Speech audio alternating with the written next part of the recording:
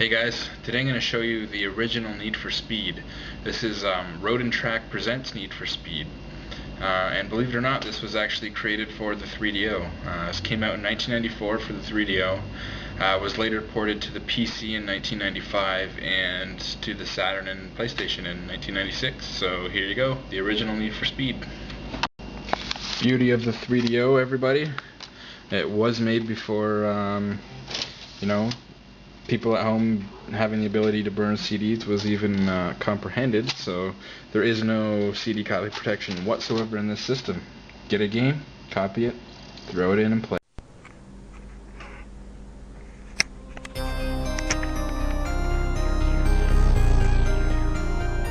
So here we go, Electronic Arts Canada, giggity giggity. Don't know what that's all about, but apparently we made this game. And I still can't believe that this game was released on the 3DO a year before anything else. I always thought Need for Speed was created for the PC. I'm pretty sure Need for Speed 2 and 3 were PC first before anything. So I would have just thought the original Need for Speed was, but apparently our beloved 3DO created the Need for Speed franchise.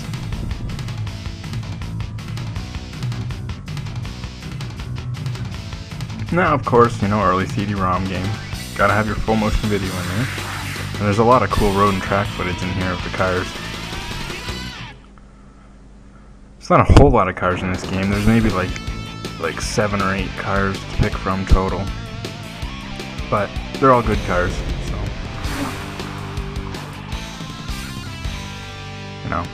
1993, who would expect, or 1994, I should say. It wasn't like, Gran Turismo, you have to have 100 cars in a game. So here's your car picking screen. A monstrous V10 engine with a car It will tell you about the car. It's very crisp and predictable handling. And use the left and right triggers to cycle through the cars.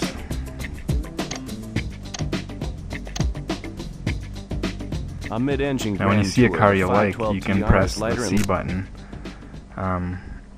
And it'll show you a video of the car.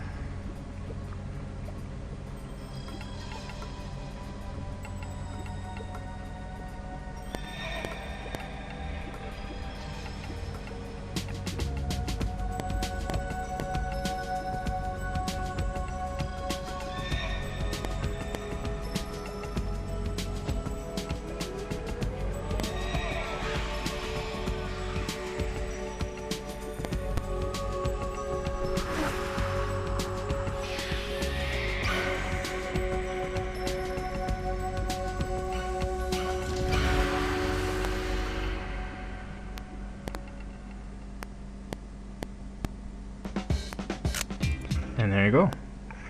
Just gives you a little bit of the specs of the car, and you get to see it in action. Now here's your setup screen here.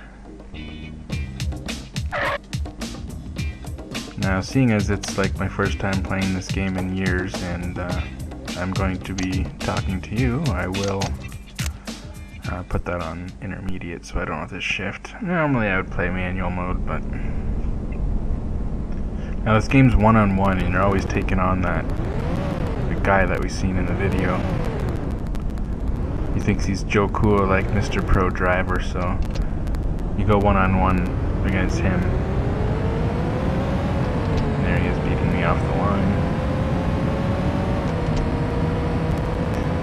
Looks like if you pick automatic, the computer kind of shifts early for you. Seems to be shifting at least 1500 RPM before the red line. So maybe there is a little advantage there to choosing manual mode. But every car has its unique interior. Of course, it's two-dimensional interior. But the rest of the game's 3D. All the cars are actually 3D objects. Even the traffic, which unlike Road Rash, the traffic were just sprites. Here they appear to be actual 3D objects. And your car and the opponent's car, of course, are 3D objects. But you can change the view. But usually when I play racing games, I play either in a cockpit view or... And there you go. It automatically, whenever you kind of get in a crash or you spin out, it goes into the external view for a second until you get going again, and then it automatically brings you back into the view you're in. But yeah, I usually play with like a nose camera or a cockpit view when I play racing games like Gran Turismo and stuff. I usually don't play where you can see the car. I find it harder to play.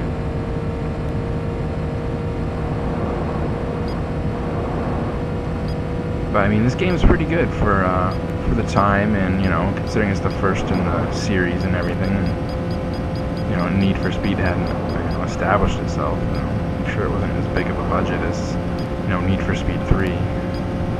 But getting Road and Track involved was definitely a great idea because, you know, all the cars are realistically modeled, and you know, you get the interiors and you get all the real specs of the cars and everything, which, you know, makes it feel a little bit more like realistic of a game than just like an arcade game with, you know, fictional cars like a lot of games would have been at the time.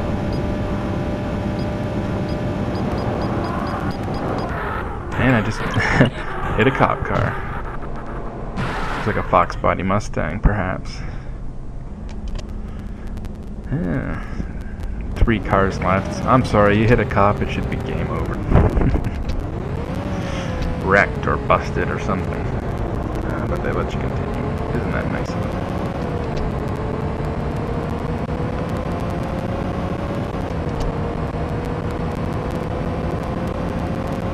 So anyway, this is the original Need for Speed. This is how it all started, and quite frankly, it's still a fun game to play. I mean, the only downside is you don't have the analog controls, so you can't precisely adjust the steering wheel, but, you know, other than that, it's a pretty good game.